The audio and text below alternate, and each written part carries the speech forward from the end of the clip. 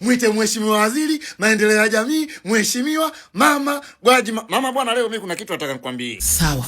Tena nimeamua nikwambie kabla sijafanya chochote. Ehe, unasemaje? Binti yako bwana Kelima Story nimemtumia nauli mpaka saizi hajafika, simu zangu apokee, ila Instagram anapost. Ulimwona wapi kwanza?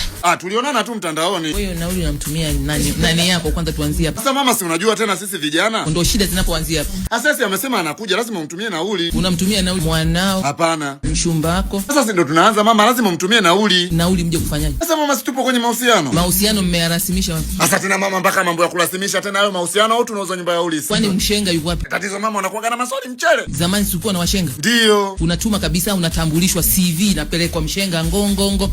Hapa ni kwa mzee fulani. Lakini mama, lakini si unaona mambo yenyewe sasa hivi yalivyobadilika? Unajua tumeshalifanya jambo lenyewe sio la heshima. Rabek. Yaani tumeleshalishusha hadhi. Unaona kazi hiyo? Tumeleshalishusha thamani. Sasa mheshimiwa, kwani wazee wetu nyinyi mlikuwa mnafanyaje? Walilipa hadhi lile jambo. Ndio maana nyinyi mlitoboa. Unazungushwa hata miezi 6. Basi wazee zamani walikuwa nalo. Mimi mchana tu saizi nimechanganyikiwa na wadhaifu tatu yangu. Kama ana akili ana ila haji.